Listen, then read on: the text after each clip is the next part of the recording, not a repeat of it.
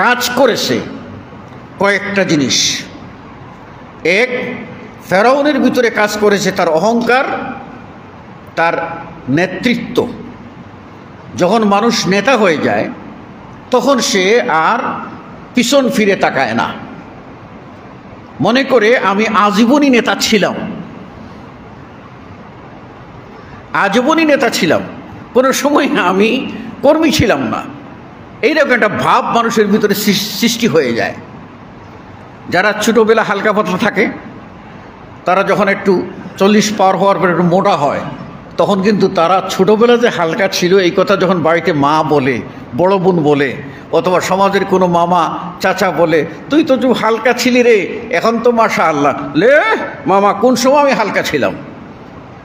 কোন সময় আমি হালকা ছিলাম? আমি তো আগে থেকেই এইরকম।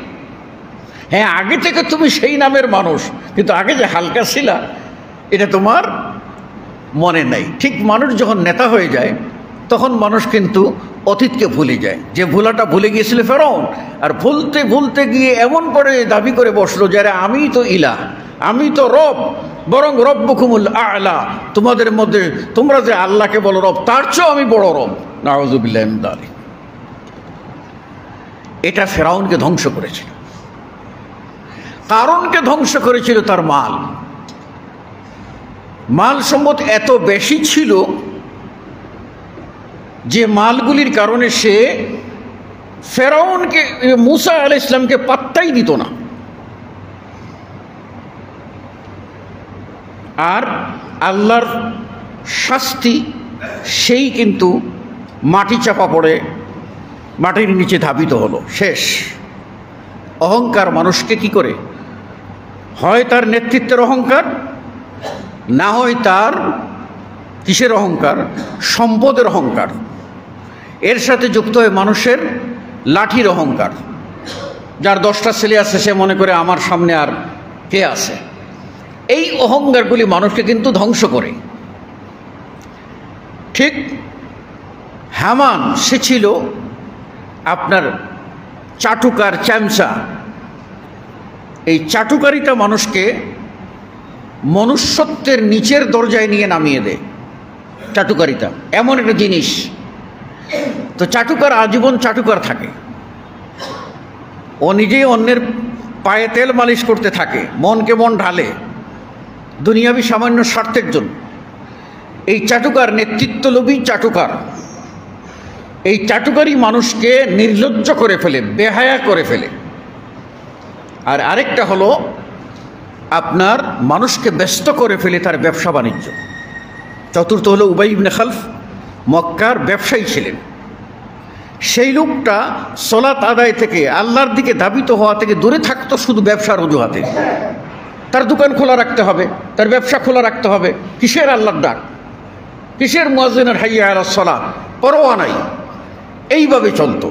এদের ধ্বংসের কথা আল্লাহ রাসূল সাল্লাল্লাহু আলাইহি ওয়াসাল্লাম কোরআনে, আল্লাহ নবী সাল্লাল্লাহু আলাইহি ওয়াসাল্লাম হাদিসে বলে দিয়েছেন এবং জানিয়ে দিয়েছেন, যুগ যুগ ধরে যে সমস্ত মানুষ এই আল্লাহর ইবাদত ছেড়ে দিয়ে এই নাফরমানের দিকে ধাবিত হবে, ওদের চরিত্র হবে হয় ফেরাউনের মতো, না হয় কারুনের মতো, না হয় হামানের মতো, না হয় উবাই ইবনে খালফের মতো। মারাত্মক, মারাত্মক। আমাদের সমাজে এই সমাজটা পরিবর্তন হয়ে যেত যদি সমাজের এলিট শ্রেণীর মানুষেরা পরিবর্তন হতো। এলিট শ্রেণীর মানুষ যারা সমাজে শাসন করবে, যাদের কথা সমাজের মানুষ শোনে, যাদেরকে আল্লাহ বিদ্যা বুদ্ধি দিয়েছেন, ধন দৌলত দিয়েছেন, এই মানুষগুলি শুধুমাত্র শয়তানের ধোঁকায় পড়ে, আত্মগরিমায় ফেটে পড়ে, অহংকারের কারণে তাদের এই অহংকারী মনোভাবের প্রদর্শন যদি না করতে পারে তাহলে তারা মনের দিক থেকে শান্তি পায় না। এই কারণে তারা কি করে, নামাজও পড়ে, রোজাও রাখে, মদও খায়, জুয়াও মাঝে মধ্যে খেলে, এবং নাচ গান, নর্তকী নাচানো, এই সমস্তর পেছনে লেগে পড়ে। আর ভালো মানুষ সমাজের গিয়ে দেখবেন কেন ওইগুলিতে জড়িয়ে পড়ে। কারণ নিরীহ মানুষ নিরীহ মানুষেরা যাদের টাকা নাই তারা এগুলি করবে না। আমরা হাজারবার বলি মানুষ নসিহত শোনে না, গাদ্দারি করে। তার পিছনে কারণটাই হচ্ছে তার সামাজিক আত্মমর্যাদার অহংবোধ, অহংকার, তার মানে কর্তৃত্ব, নেতৃত্ব, অর্থের মানে অহংকার, এটাই হলো তার কাছে বড়। সেই বড় হওয়ার কারণে সে কি করে এই পাপগুলিকে কিছুই মনে করে না। আর এর জন্য দায়ী সমাজের আমরা কিরম দায়ী?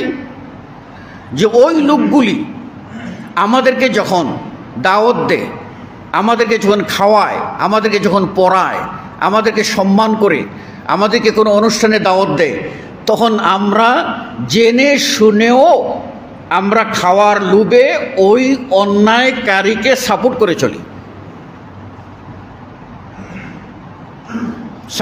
চলি।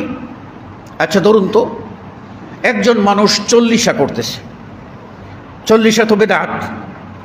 মানুষ মৃত্যুর পরে 40 দিনে খাওয়ানো বেদাত না? বেদাত। এই খাওয়াটা কি? হারাম। সবাই জানলেন। জানার পরে দেখলেন যে এমন বড় লোকের আয়োজন, যে আয়োজনে একটা মুরগির রান তো না, একটা আস্ত খাসির রান পাবো, ঠিক আছে? তো এই লোভ সামলায় কে জোরে? তখন আমরা ওই কি করে ফাঁকে ফুঁকে গিয়ে এই 40 খাইয়ে আসি। তখন ও কি সাহস পেয়ে যায়, বলে তা আমারই তো সমাজের লোক, অন্যায় করলেও এরা যখন আমারটাকে সাড়া দেয় তাহলে আর কোনো অসুবিধা নেই। সবাই যদি বলতো না ওই অন্যায় খাওয়া আমরা খাবো না, একদিন সেগুলি নিয়ে সে হয় নদীতে ফেলতো, না হয় এতিমখানায় ফেলতো, তারপরে তওবা করে সংশোধন হয়ে যেত। যে বিয়েতে গান বাদ্য হয়, সেই বিয়ে অনুষ্ঠান যদি সমাজের সব মানুষ বর্জন করত, বলতো যে না এই অন্যায় করেছে, এই অন্যায়কারী, একে আমরা সাপোর্ট করব না, সাথে সাথেই ওই মানুষটা বেইজ্জতি হতো, অসম্মানিত হতো, অপদস্থ হতো, এবং সে তার এই বিরাট আয়োজন, 1000 মানুষের জন্য আয়োজন, সব আয়োজন হয় ফেলে দিত, গরিব মিসকিনকে বন্ধ করে দিত, এতিমখানায় দিয়ে আসতো, আর মনে মনে গিয়ে বলতো আমি অন্যায়টা কেন করেছি, আর করব না।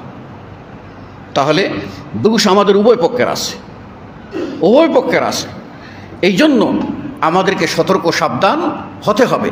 আমি ইনক্লুড করে নিজেকে বলছি যে আমাদেরকে সতর্ক সাবধান হতে হবে, অন্যায়কে অন্যায় বলতেই হবে, এবং অন্যায়ের মৌন প্রতিবাদ আমি যাব না। বাস আস্তে আস্তে অন্যায় থেকে আমরা দূরে থাকতে পারবো, সমাজ পরিবর্তন সম্ভব।